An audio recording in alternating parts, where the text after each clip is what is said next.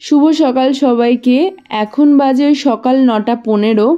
আর দেখো রেডি হয়ে পড়েছি, এখন গাইঘাটাতে যাব আমি। কালকের ব্লগ নিশ্চয়ই তোমরা দেখেছো। আর আমি কালকে বলেছিলাম যে মায়ের খুব শরীর খারাপ, যার জন্য মা কাল রাতেই মামা বাড়ি চলে গেছে। তো আজকে আমাকে সকাল সকাল বাড়ি যেতে হবে, ঘরের সমস্ত কাজকর্ম সামলাতে হবে গিয়ে ওই বাড়িটা। কারণ ভাই যায়নি, ভাইয়ের পড়া রয়েছে, তো আমি না গেলে ওর খাওয়া দাওয়ার খুবই অসুবিধা হবে। তো সেই জন্যই আমি যাচ্ছি। আর তোমরা যারা ব্লগটা দেখোনি তোমাদেরকে বলি, মায়ের হয়েছে জ্বর, মানে খুবই জ্বর, মানে প্রায় 104-এর ওপরে জ্বর। আর কালকে মা সারাদিন সেরকমভাবে কোনো কাজকর্ম কিছুই করতে পারেনি, এমনকি রান্নাবান্নাও কিছু করতে পারেনি। তো সেই জন্য ওরা কালকে সব মানে বাবা ভাই সব কিনে খেয়েছে বাইরে থেকে, আর মা সেরকমভাবে কিছু খাইনি, জ্বরে উঠতেই পারেনি, ওই পাউরুটি কলা এরকম এগুলো সব খেয়েছিল। তো কালকে তো যেতে পারিনি আমি রাত্রেবেলা, তো ভাবলাম যে আজকে সকালবেলা যাই, এই বাড়িটাও তো সামনে যেতে হবে না, সমস্ত কাজকর্ম সেরে ওর জন্য রান্নাবান্না টিফিন করে তাই সকাল সকাল বেরোচ্ছি। তো চলে এসেছি বাড়িতে, আর এখন বাজে 11টা বাজতে 2 মিনিট বাকি। তো ঘরে তো সমস্ত কাজকর্ম করতে হবে, সাথে বৃহস্পতিবার পুজোও দিতে হবে। তো তার আগে রান্নাবান্নাটা করে তারপরে একবারে পুজোটা দেবো। ভাই যাবে বাজারে, ওকে বললাম যে বাজারে গিয়ে একটু মাংস নিয়ে আসতে। আর আমি আসার সময় ঠাকুরনগরতে পরোটা কিনে নিয়ে এসেছি, কারণ আমি তো সকাল থেকে কিছু খাইনি এখনও, তো সেই জন্য কাজ করতে গেলে কিছু তো খেতে হবে। তো সেই জন্য এখন একটু খাওয়া দাওয়া করে নিই, তারপরে হচ্ছে ভাই বাজারে যাবে, ওকে বাজারটা আনবে, মাংস আনবে, তারপরে রান্নাবান্না করব। তো চলো তোমরা ভিডিওটা দেখতে থাকো। তো দেখো খাওয়া দাওয়া করে নিয়েছি, বললামই তোমাদের যে পরোটা কিনে নিয়ে এসেছিলাম, তো সেটা দিয়ে খাওয়া দাওয়া করে নিয়েছি। আর এখন দেখো চলে এসেছি বড় ঘরে, এটা বিছানাটাকে ভালো করে পরিষ্কার করে নিতে। কারণ আমি এসে দেখি ভাই বাবা কেউই বিছানা তোলেনি, আসলে ওরা তো পারেই না খুব একটা। তো যাই হোক, বিছানাটাকে ভালো করে তুলে ঝেড়ে টেড়ে নিলাম। এই ঘরেই বাবা আর ভাই শুয়েছিল।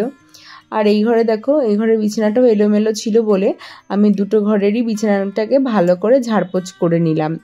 মানে বিছানা না ঝাড়লে না আমার একদমই ভালো লাগে না। আগে মানে ঘরটার ঝাড়পোছ করার আগে আমি বিছানাটাকে ভালো করে ঝাড় দিয়ে নিলাম। আর সত্যি বলতে এইবারই কাজকর্ম মায়ের মতো তো করতে পারি না, মা যেভাবে পরিষ্কার করে রাখে, মা যেভাবে সব কিছু করে সেরকম তো পারি না, কিন্তু তবুও আমি চেষ্টা করেছি যে মায়ের মতো করে পরিষ্কার টরিষ্কার করে রাখার। কারণ আমার বাড়িতে হয়তো আমার কাজটা আমার ঠিক মনে হয়, কিন্তু মায়ের বাড়িতে মানে এই বাড়িতে মা যেটা করে আমার সেটা ঠিকই মনে হয়, আমি যেটাই করতে যাই ভুলভাল হয়ে যায়। কিন্তু এখন তো ঠেকা কাজ চালানোর জন্য আর কি করতে তো হবেই। তো প্রথমে দেখো ঘরটাকে ভালো করে ঝাড় দিয়ে নিলাম, আর তারপরে মুছেও নেব, মুছে টুছে তারপরে আমি একবারে রান্নাবান্নাটা শুরু করব।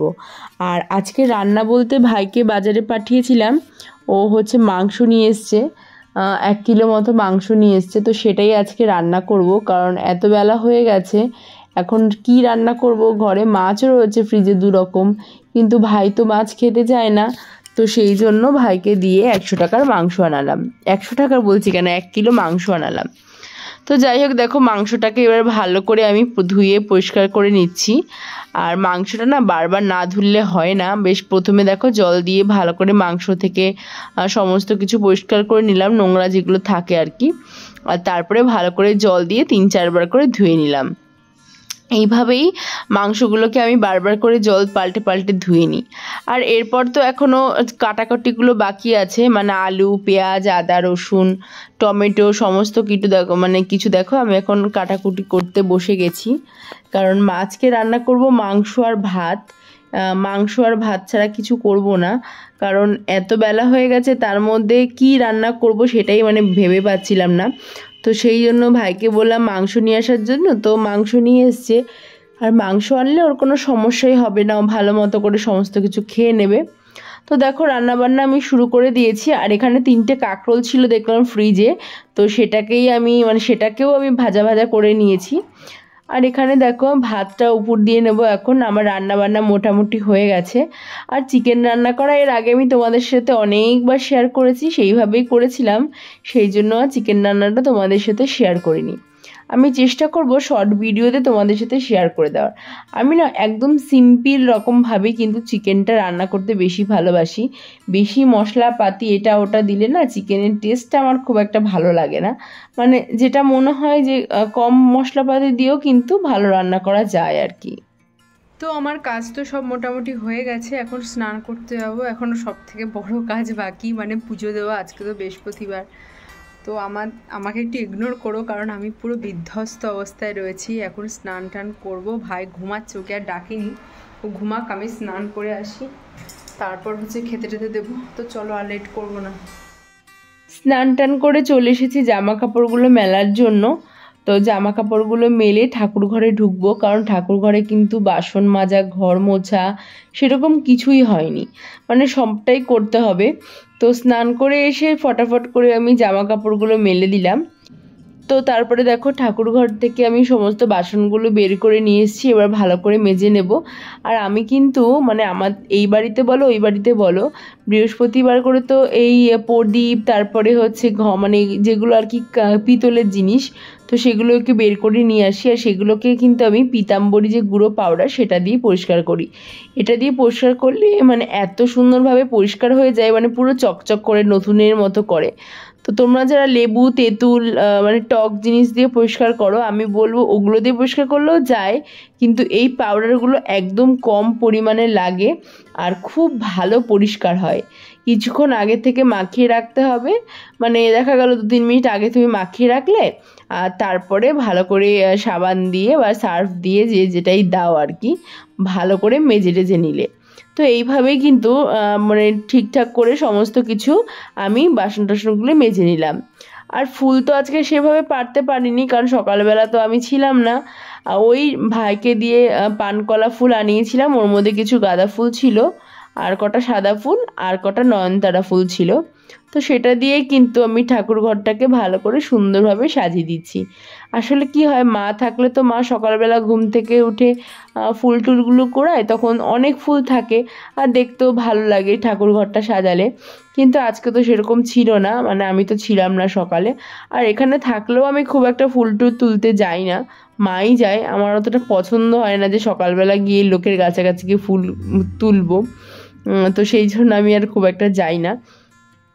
তো যাই হোক, দেখো আমি পুজো টুজো করে এসে বাবাকে আর ভাইকে খেতে দিয়ে দিলাম। আর তার মধ্যে বাবারও না খুব জ্বর, তো সেই জন্য বাবাকে একটু মানে ঘুমিয়ে পড়েছিল খাওয়া দাওয়া করে, তো তারপর ডাক দিয়ে একটু ওষুধ দিয়ে দিলাম। কিছুক্ষণ ওষুধ খেয়ে রেস্ট নেবে, আর তারপর তো আবার দোকানে যেতে হবে, কারণ রাতে দোকান খোলা রয়েছে, রাতে বন্ধ করে তারপরে একবারে আসবে। তো কাজে বাজ করে এসে এই বসলাম, খাওয়া দাওয়া করে সমস্ত কিছু কমপ্লিট করে বাসন ফাসন মেজে এখন বসলাম। বাবা ঘুমাচ্ছে ওই ঘরে, বাবাকেও তো ওষুধ দিলাম তোমরা দেখলে। আর ভাই এখন মানে ভাইয়ের কাছে একটা বাচ্চা পড়ে, তো পড়তে এসছে, তো এখন ভাই পড়াবে। তো এই ঘরে বাবা ঘুমাচ্ছে আর ওই ঘরে পড়াবে, তো আমার ঘুমানোর জায়গা নেই, ভাবছি সোফাতেই ঘুমিয়ে পড়বো, কী করবো, মানে ঘুমাবো না, জাস্ট একটু শুয়ে থাকবো আর কি।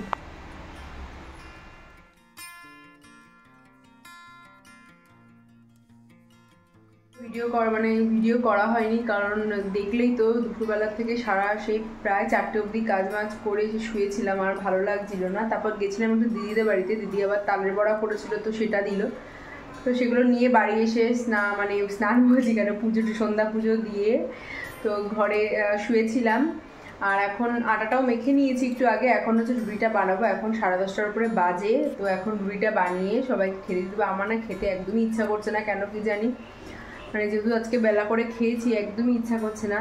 তো দেখি একটা রুটি হয়তো খেতে পারি।